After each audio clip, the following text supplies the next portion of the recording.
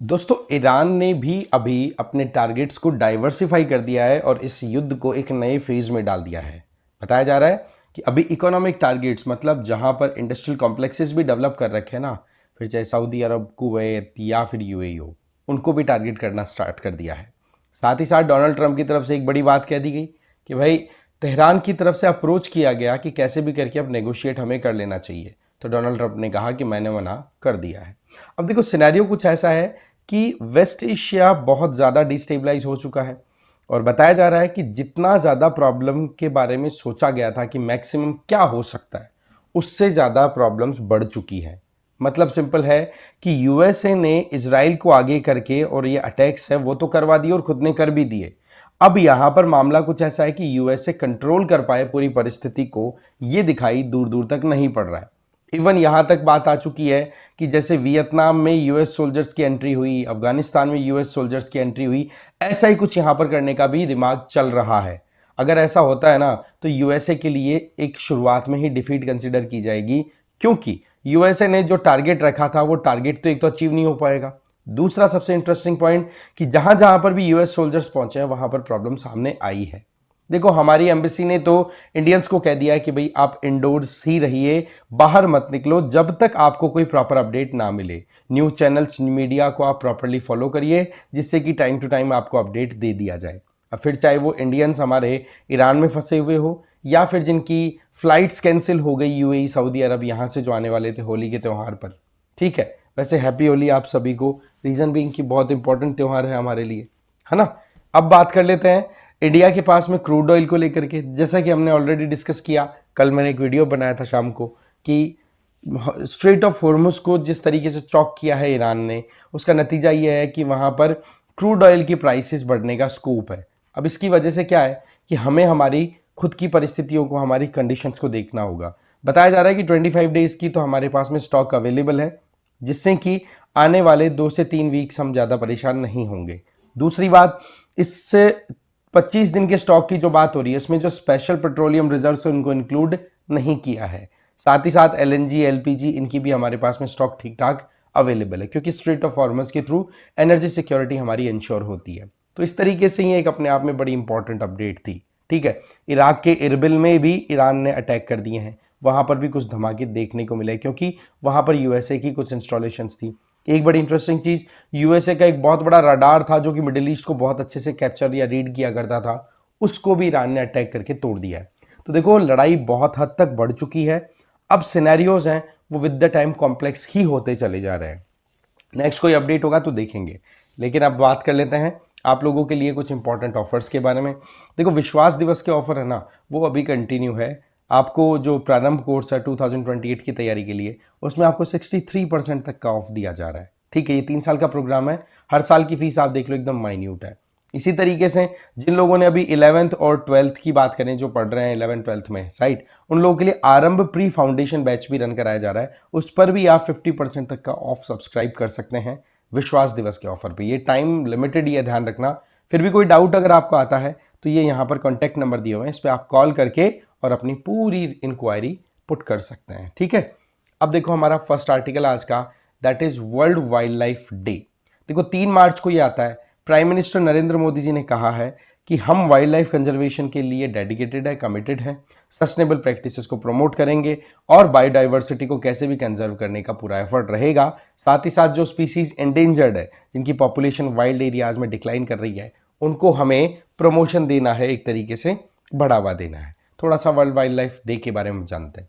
20 दिसंबर 2013 को जब 68th session चल रहा था ना यूनाइटेड नेशन जनरल असेंबली का, तब 3 मार्च को United nation world wild life day के तौर पे डिक्लेयर कर दिया गया था। अब ये 2026 का दिन रहा, इसका एडिशन का थीम क्या है? Medicinal and aromatic plants conserving health, heritage and livelihood. मतलब ऐसे प्लांट्स जो कि मेडिसिन और जिनका एरोमेटिक मतलब जिनमें खुशबू बड़ी अच्छी आती है, जिनका बहुत अच्छे से हम यूज कर सकते हैं, उस पॉइंट ऑफ व्यू से ये थीम रखी गई है। तो थोड़ा सा इन प्लांट्स के बारे में जानते हैं। ये ह्यूमन और इकोलॉजी दोनों के बैलेंस के लिए बहुत इंपॉर्टेंट है, ये तो हम जानते हैं। देखो बायोडाइवर्सिटी का रोल ही है इसमें। आप एग्जाम्पल के तौर पे देख सकते हो अमेरिकन जिनसेंग, ठीक है, इसके अलावा स्पाइकेनार्ड, इसके अलावा एगरवुड, ये आपको एग्जाम्पल्स देखने को मिल रहे हैं। साथ में इनके साइंटिफिक नेम्स भी दिए हुए हैं, इन पे थोड़ी थोड़ी फोरी नज़र आपको जरूर लगा लेनी है। रीजन बीइंग इनका नाम देकर के पूछा जा सकता है recently these terms were in news are associated with, तो आपको बता देना मेडिसिनल एंड एरोमेटिक प्लांट्स, ध्यान रख लेंगे। फिर आता है वर्ल्ड हेल्थ ऑर्गेनाइजेशन के हिसाब से। वर्ल्ड हेल्थ ऑर्गेनाइजेशन का ये कहना है कि डेवलपिंग कंट्रीज जो हैं उनके लिए इकोलॉजी भी इंपॉर्टेंट है और इकोनॉमिक डेवलपमेंट भी इंपॉर्टेंट है। तो उस पॉइंट ऑफ व्यू से अगर मेडिसिनल और एरोमेटिक प्लांट्स की ग्रोथ पे काम किया जाए डेवलपिंग कंट्रीज में तो उसका बेनिफिट बहुत ज़्यादा हो सकता है। दूसरा, 70 से 95% जो डेवलपिंग कंट्रीज की पॉपुलेशन है वो अपनी रिक्वायरमेंट, जो मेडिसिनल रिक्वायरमेंट है वो फुलफिल किससे करते हैं? हम प्राइमरी हेल्थ केयर के हिसाब से ट्रेडिशनल मेडिसिन पे रिलाई करते हैं। तो उस पॉइंट ऑफ व्यू से ये जो मेडिसिनल और एरोमेटिक प्लांट्स की कंजर्वेशन की बात हुई है 2026 में, बहुत इंपॉर्टेंट हो जाती है। अब थोड़ा सा इस दिन की सिग्निफिकेंस के बारे में समझते हैं। सबसे इंपॉर्टेंट, 1973 में साइट्स जो है convention on international trade in endangered species of wild fauna and flora, इस पर्टिकुलर एंटिटी को आप कहोगे कि इस पर्टिकुलर एग्रीमेंट को साइन किया गया था 1973 में 3 मार्च को, इसीलिए फिर ये 3 मार्च का दिन जो है वर्ल्ड वाइल्ड लाइफ डे के तौर पे ऑब्जर्व किया जाना स्टार्ट कर दिया। इसके अलावा यूनाइटेड नेशन जनरल असेंबली का जो रेजोल्यूशन था उसमें ये भी कहा गया कि साइट्स का जो सेक्रेटरेट होगा वो ही इस particular world wild life day के इंप्लीमेंटेशन या इससे रिलेटेड जो भी रेजोल्यूशन है उन पे काम करने का एक तरीके से रिस्पॉन्सिबिलिटी लेगा, ठीक है। और इन एंटिटीज के बारे में आपको जानना है, साइट्स और इनके बारे में, तो इसके लिए देखो मैंने खुद ने आपके लोगों के लिए वीडियो बनाया हुआ है, ठीक है, इसी आपके यूट्यूब चैनल पे आप जाकर के चेक कर लीजिए तो आपको बेसिक आइडिया लग जाएगा कि ये एंटिटीज और एग्रीमेंट्स किस तरीके से काम किया करते हैं। नेक्स्ट आ जाता है 25 साल हो गए हैं ब्यूरो ऑफ एनर्जी एफिशिएंसी को, तो ये एक अपने आप में बहुत इंपॉर्टेंट बात है। 1 मार्च को 25 साल कंप्लीट हो गए, मतलब क्वार्टर सेंचुरी कंप्लीट हो गई हमारे देश में एनर्जी कंजर्वेशन के लिए, क्योंकि ब्यूरो ऑफ एनर्जी एफिशिएंसी नाम से पता पड़ रहा है एक ऐसी एंटिटी, एक ऐसी एजेंसी जिसका काम क्या है कि हमारे देश में एनर्जी एफिशिएंसी को इंप्रूव करना है, कम इनपुट पे अच्छा आउटपुट्स को हमें इंश्योर करना है, एनर्जी कंजम्पशन को रिड्यूस करना है। कंजम्पशन तो ठीक है बढ़े, लेकिन एफिशिएंट कंजम्पशन हो, ठीक है, लॉसेस मिनिमम हो। इस दिन क्या किया, हमारी जो यूनियन मिनिस्टर है, यूनियन मिनिस्टर ऑफ पावर, उनके तरफ से बहुत इंपॉर्टेंट लॉन्चिंग्स की गई है। एक तो BEE एट 25 लोगो लॉन्च हुआ है, इसके अलावा RCO that means renewable consumption obligation portal launch हुआ, बहुत इंपॉर्टेंट है, ध्यान रखना। इसके अलावा BEE star label mobile application, इस तरीके से 3 इंपॉर्टेंट लॉन्चिंग्स यहाँ पे की गई है। थोड़ा जान लेते हैं इसके बारे में। 2002 में इसे एक स्टैट्यूटरी बॉडी के तौर पे कॉन्स्टिट्यूट किया गया था। स्टैट्यूटरी मतलब कोई ना कोई लॉ पारित हुआ पार्लियामेंट की तरफ से, और वो लॉ है the energy conservation act 2001। Objective ये है कि एनर्जी इंटेंसिटी, भाई सीधी बात है, जो काम 1 यूनिट इलेक्ट्रिसिटी कंजम्पशन में हो वो काम 4 यूनिट में क्यों हो रहा है, तो क्यों ना हम एक की तरफ लोगों को मूव कराएं। डिसीजन मेकिंग हो तो बहुत, एक मानो कि आप कोई होम अप्लायंस खरीदने जा रहे हो तो आप वहां पर स्टार रेटिंग देख करके फिर जो खरीदारी करते हो वो यही तो होता है ना कि कितना एनर्जी कंजम्पशन ये करने वाली है मशीन आने वाले टाइम पे। तो मोरलेस उस पॉइंट ऑफ व्यू से हमारी इकोनॉमी में ऐसी पॉलिसीज तैयार करना जिसके चलते एनर्जी इंटेंसिटी को रिड्यूस किया जाए, एनर्जी एफिशिएंसी को बढ़ाया जाए। नोडल मिनिस्ट्री हमने ऑलरेडी देख ली, मिनिस्ट्री ऑफ पावर इसके ऊपर काम करती है, ठीक है।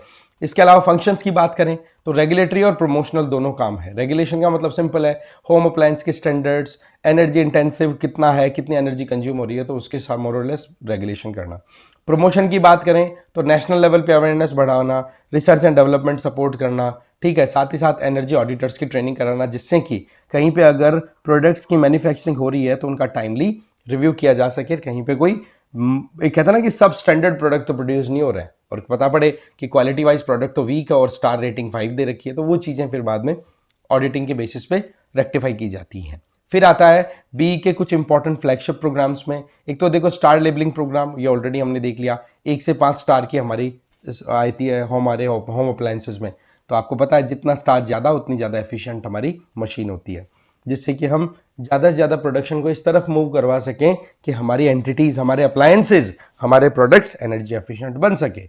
इसके अलावा पैट स्कीम भी रन कराई जाती है, परफॉर्म अचीव एंड ट्रेड, ये मार्केट बेस्ड मैकेनिज्म है, ठीक है, जो कि एक नेशनल मिशन चल रहा है हमारा, that is national mission for enhanced energy efficiency, उसी के अंडर में काम करता है। मेन टारगेट क्या है कि जो इंडस्ट्रियल सेगमेंट में हमारे यहाँ पर जिस तरीके से ये जो आपका यूज होता है इंडस्ट्रियल सेगमेंट में एनर्जी का, तो वहां पर कंजम्पशन थोड़ा ज्यादा रहता है। तो उस कंजम्पशन को मोर और लेस हमें कंट्रोल करना है या फिर वहां पर एफिशिएंसी लानी है। तो उसके लिए पैट स्कीम भी हम बीई के द्वारा रन कराई जा रही है। इसके अलावा आरसीओ पोर्टल जो अभी हमने देखा जिसकी लॉन्चिंग हुई है ना, रिन्यूएबल कंजम्पशन ऑब्लिगेशन पोर्टल, ये वेब बेस्ड मॉनिटरिंग टूल होगा जिसका मेन टारगेट है कि नॉन फॉसिल फ्यूल ऑब्लिगेशन जो भी है, इसका मतलब सिंपल है कि हम क्रूड ऑयल पे, ठीक है, एलएनजी, ये एलपीजी, इनके ऊपर जो हमारे रिलायंस है इसको हम रिड्यूस करें और रिन्यूएबल एनर्जी की तरफ मूव करें, उसको मॉनिटर करने का काम।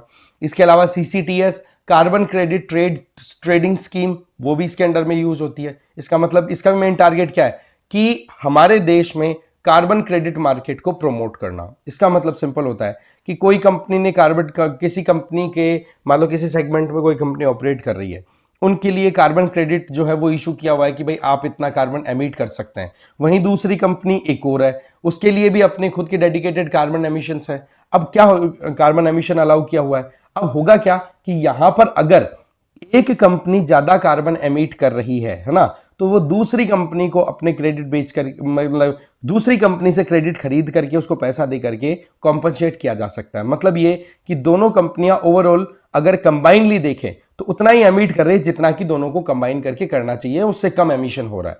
तो ये एक तरीके से मैकेनिज्म डेवलप करना कि एक अगर इंडस्ट्री मजबूर है कि कैसे भी करके थोड़ा सा भी प्रोडक्शन हमें ज्यादा करना पड़ेगा, तो वो दूसरी से कॉम्पनसेट करवा ले। समझ गए? अभी तक देखें तो एमिशन इंटेंसिटी ऑफ जीडीपी के हिसाब से 36% हमने रिड्यूस कर लिया 2005 के कंपैरिजन में, और नॉन फॉसिल फ्यूल कैपेसिटी 2030 का जो हमारा टारगेट है उसमें हमने 52% तक अचीव कर लिया है। तो ये चीजें सीधा सिग्नल करती हैं कि हम कहां अभी स्टैंड करते हैं। ठीक है, इसके अलावा फिर बात करते हैं लिगेसी थ्रस्ट। नेक्स्ट हमारा आता है लिगेसी थ्रस्ट टेरिटरीज। ये मिनिस्ट्री ऑफ होम अफेयर्स की तरफ से स्टार्ट किया हुआ एक इंपॉर्टेंट इनिशिएटिव, जैसे हमने कल बात की थी ना कि बिहार को नक्सल फ्री एरिया डिक्लेयर कर दिया गया है। ठीक है, तो नक्सल हिट डिस्ट्रिक्ट्स, वहां पर एक तरीके से आपने इंसर्जेंसीज को रोका है, तो एकदम से वहां पर वैक्यूम क्रिएट होगा, तो उस वैक्यूम में कहीं कोई और मिसयूज ना कर ले, उसके लिए फिर लिगेसी थ्रस्ट टेरिटरीज उनको डिक्लेयर किया जाएगा। ध्यान रखिए क्यों, एक तो क्या एडमिनिस्ट्रेटिव वैक्यूम ना हो, इसके अलावा वहां पर जो कुछ भी प्रॉब्लम्स थी जिनको टैकल करना टारगेट था, जैसे कि डेवलपमेंट हो गया, ट्राइबल कम्युनिटीज को उनको टारगेटेड मैनर में बेनिफिट्स देने हैं, वो नक्सलिज्म और मायोइज्म के चलते प्रॉब्लम आ रही थी ना, तो उनको अब अगर इरेडिकेट कर दिया है तो वो अब टारगेटेड मैनर में काम किए जा सके। ठीक है, एम क्या है? To prevent any resurgence of insurgency and ensure long term stability. Simple सी बात है, जिसमें फेज मैनर में काम होगा, जैसे कि नक्सलिज्म कहीं पे खत्म हुआ तो वहां पर आर्म फोर्सेस हमारे डिप्लॉय कर दी जाएंगी, फिर धीरे धीरे वहां पर डेवलपमेंट के काम होंगे, रोड का काम होगा, वहां पर कम्युनिकेशन के लिए टावर इंस्टॉल्स होंगे, जिससे कि वैक्यूम क्रिएट ना हो। पता पड़े कि एक फोर्स को हमने खत्म किया, दूसरी फिर फोर्स आगे वापस आप सामने खड़ी होकर वो कहती है कि इंडियन स्टेट को तो हमें उखाड़ फेंकना है, तो वो चीजें ना हो। तो ये एक अपने आप में एक लॉन्ग टर्म प्लान के हिसाब से काम हो रहा है। की फीचर्स की बात करें तो इसमें फेज्ड रीडिप्लॉयमेंट किया जाएगा, जिसमें हमारी सीआरपीएफ के फोर्सेस हैं वो लगेंगी। इसका मतलब सीआरपीएफ की फोर्सेस को एकदम से वहां से निकाला नहीं जाएगा, वहां पर अगर खत्म किया है नक्सलवाद को तो वहां पर अभी भी हमारे आर्म फोर्सेस डिप्लॉयड रहेंगी, धीरे धीरे फिर उनको निकाला जाएगा। डेवलपमेंट में भी काम किया जाएगा, फास्ट ट्रैकिंग कंप्लीशन किया जाएगा 15,000 किलोमीटर की रोड की, और बाकी 9,000 ज्यादा मोबाइल टावर लगाए जाएंगे, जिससे कि इंफ्रास्ट्रक्चर का जो गैप है, जिससे कम्युनिकेशन में इनमें प्रॉब्लम आती है, वो टैकल हो सके। गवर्नेंस की मॉनिटरिंग होगी वहां पर स्टेट्स, जिन जिन स्टेट्स के अंदर भी ये जो नक्सलिज्म फ्री एरिया क्लियर किया गया ना, उन स्टेट्स की रिस्पॉन्सिबिलिटी है कि वहां पर प्रॉपर एडमिनिस्ट्रेशन का ध्यान रखा जाए और पब्लिक सर्विस जो भी एक आम जनता को मिलनी चाहिए वो वहां पर बहाल की जाए। फिर आओ इंटेलिजेंस के पॉइंट ऑफ व्यू से, अर्बन एरियाज में अर्बन नक्सल्स का आपने सुना होगा, जो आइडियोलॉजी के बेसिस पर बैठे तो शहरों में रहते हैं पर प्रॉब्लम क्रिएट करते हैं रिमोट एरियाज में, तो अर्बन गैदरिंग्स को मॉनिटर करना, साथ ही साथ सोशल मीडिया पर कोई प्रोपेगेंडा या नैरेटिव चला करके जो चीज को हमने टैकल किया है उसको बढ़ावा दोबारा ना मिल जाए, मतलब एक्सट्रीमिस्ट प्रोपेगेंडा को बढ़ाने वाले लोगों को मॉनिटर करना। ये ओवरऑल इस पर्टिकुलर लेगेसी थ्रस्ट टेरिटरीज के अंडर में काम होने वाले हैं, ये 4 अप्रोच में। सीधी सी बेनिफिट क्या होगा कि लेफ्ट विंग एक्सट्रीमिज्म से हमने एरियाज को फ्री कराया है, तो वहां पर हमने काम किया एक्टिव कॉम्बैट के तौर पे, कि सीधी हमने फाइट की कि पहले जो प्रॉब्लम है उसको टैकल किया जाए। अब वहां पर सरेंडर किया है, कहीं पे फाइट हुई है, कहीं को एक तरीके से आप कह सकते हो कि मारा भी गया है, ठीक है, एनकाउंटर के टाइम पे, और कहीं पर हमारे शहीद भी हुए हैं जवान, लेकिन वो एक्टिव कॉम्बैट अब धीरे धीरे कंसोलिडेशन फेज की तरफ मूव कर रहा है। दैट मींस जो चीजें की गई हैं उनको ऐसा नहीं कि एब्रप्टली छोड़ के भाग गए, नहीं, सही तरीके से वहां पर सस्टेनेबिलिटी इंश्योर करते हुए वहां पर हमारे फोर्सेस भी काम करेंगी और वहां पर डेवलपमेंटल फेज के तहत फिर आगे काम करते हुए लोगों को फिर एक कॉन्फिडेंस बिल्डिंग का भी एक स्कोप दिखेगा कि हाँ जी सरकार हमारे साथ मिलकर काम कर रही है। ऐसा नहीं कि अनाज छोड़ के भाग गए, नहीं तो फिर क्या है कि वहां पर एक डर ये भी तो रहता ना कि आम लोग जो है, आम जनता, उनको फिर बाद में नक्सलिज्म के जो बचे हुए जो भी नोड्स हैं वो प्रॉब्लम क्रिएट कर सकते हैं फिर। ठीक है, अब लेफ्ट विंग एक्सट्रीमिज्म, ये देखो एक तरीके का आर्म्ड लेफ्टिस्ट मूवमेंट है। सिंपल सी बात है, कैसे भी करके जो माओ जेडांग ने चाइना में कॉन्सेप्ट चलाया था ना कि हथियार उठाओ, मारो काटो और सत्ता अपने हाथ में लो, हमें डेमोक्रेसी से कोई लेन देन नहीं है, तो उस आइडिया से इन्फ्लुएंस्ड होता है। अब आपने दो वर्ड सुने होंगे, एक तो मायोइज्म, एक नक्सलिज्म। देखो मायोइज्म नक्सलिज्म दोनों इंटरचेंजेबली यूज होते हैं, लेकिन दोनों में डिफरेंस है। मायोइज्म की बात करें ना तो ये चाइना से ओरिजिनेटेड है, जिसमें मेन टारगेट है कि डेमोक्रेसी के तो नाम पर हमें कुछ भी नहीं चाहिए, हमें कंप्लीटली एक तरीके से कम्युनिस्ट आइडिया पे ही काम करना है। लेकिन वहीं दूसरी तरफ नक्सलाइट्स की बात करें तो ये इंडियन टर्म है, मोर और लेस आपको माओइज्म जैसा ही दिखेगा, लेकिन इंडियन टच इसमें दिखेगा और साथ ही साथ ये डेमोक्रेटिक एस्पेक्ट में भी पार्टिसिपेट करते हुए दिखेंगे। तो थोड़ा सा आपको फर्क यहां पर समझना चाहिए। शुरुआत हुई 1967 में नक्सलबाड़ी वेस्ट बंगाल से, और कहां से इंस्पिरेशन ले रहे हैं? माओ जेडांग चाइनीज लीडर, ठीक है, न्यू डेमोक्रेटिक रेवोल्यूशन जो लाया गया था, बोला ऐसा ही कुछ हमें भी कर देना चाहिए जिससे कि इंडियन स्टेट को उखाड़ फेंका जा सके। कोर एरियाज की बात करें तो ये जनरली कहां ऑपरेट करता है? Under developed tribal dominated rural areas, और उनको मिलाकर के फिर बाद में रेड कॉरिडोर तक भी डिक्लेयर कर दिया जाता है। आज रेड कॉरिडोर का एरिया बहुत कम हो चुका है। लेफ्ट विंग अफेक्टेड डिस्ट्रिक्ट्स की बात करें तो 2010 में ये संख्या हुआ करती थी 2000 में ये 200 के लगभग, और अभी घट करके केवल 7 डिस्ट्रिक्ट हैं, जिनमें 5 छत्तीसगढ़ के हैं, एक झारखंड और एक उड़ीसा। यहां पर टोटल 3 स्टेट्स में ये नक्सलिज्म अभी भी बचा है, जिसको अभी टैकल करना बाकी है। बाकी देखो 31 मार्च 2026 की एक deadline ministry of home affair ने अपनी तरफ से डिसाइड कर रखी है कि नक्सलिज्म को हम बिल्कुल खत्म कर देंगे और साथ में डेवलपमेंट भी लेके आएंगे। चलिए जी ठीक है, next IAEA board of governors meet. देखो हमें पता है यूएस और इजराइल दोनों ने मिलकर के ईरान पर अटैक किया, तो कई ईरानियन न्यूक्लियर फैसिलिटीज को भेंट किया गया है, तो उसके चलते ये बोर्ड ऑफ गवर्नर्स की मीटिंग ऑर्गेनाइज कराई गई है। तो थोड़ा सा हम IAEA के बारे में जानते हैं। ये वर्ल्ड की सेंट्रल इंटर गवर्नमेंटल बॉडी है, जिसका काम है कि न्यूक्लियर कोऑपरेशन को प्रमोट किया जाए, न्यूक्लियर प्रोग्राम जो है उनका पीसफुल यूज हो, जैसे मेडिकल में हो गया, एग्रीकल्चर में हो गया, इस तरीके से। ये एक ऑटोनॉमसली काम करने वाली बॉडी है जो कि मोरलेस यूनाइटेड नेशन के अंडर आती है, यूनाइटेड नेशन सिस्टम के अंदर ही है, बट ऑटोनॉमसली इंडिपेंडेंटली भी काम करती है। रिपोर्टिंग की बात करें तो यूनाइटेड नेशन जनरल असेंबली और यूनाइटेड नेशन सिक्योरिटी काउंसिल दोनों को इसकी रिपोर्ट जाती है कि कहां पर कौन से न्यूक्लियर प्रोग्राम चल रहे हैं, किस तरीके की डेवलपमेंट्स है। ओरिजिन 1957 में कर दी गई थी। उस टाइम पर यूनाइटेड स्टेट्स के प्रेसिडेंट हुआ करते थे ड्वाइट एस्नोवर। उन्होंने एटम फॉर पीस का एक प्रपोजल दिया था कि देखो एटॉमिक एनर्जी के पर्सपेक्टिव बहुत सारे हैं, तो इसको हमें कैसे पीसफुल पर्पसेस के लिए यूज करवाना है, उसके लिए हमें एक एंटिटी बना देनी चाहिए जो कि मॉनिटरिंग भी करे और गाइडलाइन भी इशू करे। तो इस पॉइंट ऑफ व्यू से IAEA की स्थापना हुई। कहां पर हुई? इसका हेडक्वार्टर देखें तो वियना ऑस्ट्रिया है। अभी 180 मेंबर है, इंडिया भी मेंबर है, लेकिन फाउंडिंग मेंबर नहीं है, इंडिया स्टार्टिंग में मेंबर नहीं था। स्ट्रक्चर की बात करें तो इसमें जनरल कॉन्फ्रेंस होती है जिसमें सभी मेंबर्स पार्टिसिपेट करते हैं, बोर्ड ऑफ गवर्नर्स होते हैं और एक सेक्रेटरीट भी है जिसको लीड करते हैं director general. Board of governors जिनकी मीटिंग हुई है उसकी बात करें तो उसमें अभी 35 के लगभग मेंबर्स हैं, जो कि मेजर पॉलिसी मेकिंग का काम करती है ये बॉडी। और ध्यान रखें कि हर साल ये मेंबरशिप बदलती रहती है। फिक्स है वैसे मेंबर्स 35, लेकिन 180 मेंबर है टोटल, तो बदलते रहते हैं मेंबर्स। ठीक है, अभी 2025-26 की बात करें तो वो 35 मेंबर कौन है? अमेरिका से तो आपको Argentina, Brazil, Canada, Chile, Colombia, Peru, US, Venezuela दिख जाएंगे। अफ्रीका से Egypt, Ghana, Morocco, Niger, South Africa, Togo दिख जाएंगे। ईस्ट एशिया पैसिफिक से Australia, China, Japan, Philippines, Thailand दिख जाएंगे।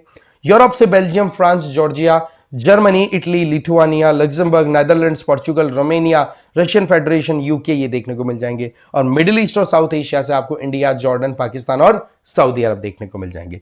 रोल क्या है भाई? सीधी बात है, न्यूक्लियर फैसिलिटीज कहां पर है, उनकी सेफ्टी इंश्योर करना, साथ ही साथ डेवलप किस तरीके से न्यूक्लियर फैसिलिटीज किसी कंट्री में डेवलप हो रही है तो वहां पर सेफ्टी और सिक्योरिटी की मॉनिटरिंग भी करना एक बहुत इंपॉर्टेंट काम हो जाता है। इसके अलावा अगर देखें तो ये एक इंडिपेंडेंट इंटरनेशनल स्पेक्टोरेट है। स्पेक्टोरेट मतलब प्रॉपर मॉनिटरिंग करता है किसकी?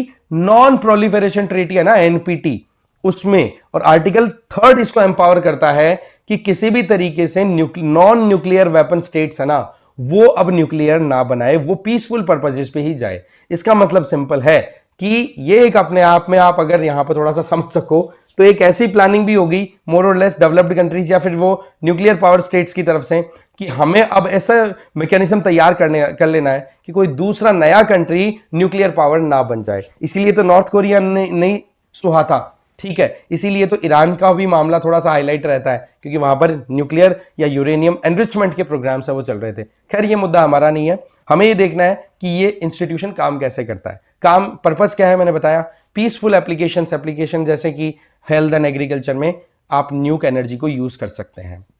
रिकॉग्निशन की बात करें तो आईएईए और इसके डायरेक्टर जनरल जो हैं वो अभी देखें तो 2005 में, ठीक है ना, आईएई के डायरेक्टर जनरल हो गए थे मोहम्मद अल बरदई, ठीक है, इनको नोबेल पीस प्राइज दिया गया था कि भाई आपने मिलिट्री पर्पसेस में जो न्यूक्लियर फैसिलिटी है उसको यूज होने से रोका है, तो उसके लिए आप बहुत बहुत धन्यवाद के लिए मतलब एक रेसिपिएंट होना चाहिए आपको, तो उस पॉइंट ऑफ व्यू से उनको नोबेल पीस प्राइज दिया गया।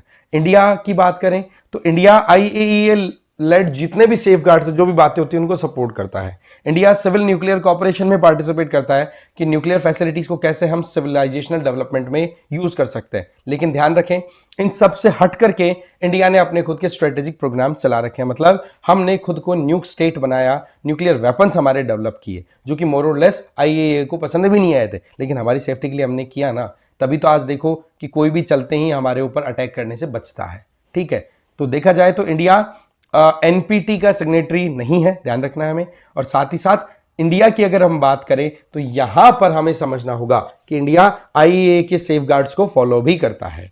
फिर हम बात करते हैं कार्बी एंगलोंग जिंजर की। देखो कार्बी एंगलोंग जिंजर है ना, इसको अभी यूरोप में एक्सपोर्ट किया गया है और ये लंदन पहुंच चुकी है, तो ऐसे में ये इंपॉर्टेंट हो जाती है। ये देखो जिंजर मतलब अदरक हो गई, बहुत ही एरोमेटिक है, फ्लेवर्ड वैरायटी है इसकी बहुत शानदार। इंडिया की जितनी भी हमारी अदरक की वैरायटी होती है ये जनरली कार्बी एंगलोंग असम वाले रीजन में प्रोड्यूस होती है और जीआई टैग भी मिला हुआ है। इसका मतलब लोकली प्रोड्यूस्ड जो भी अदरक है ना उसकी इंटरनेशनल और एक तरीके से एक्सपोर्ट पॉइंट ऑफ व्यू से आइडेंटिटी हो जाती है।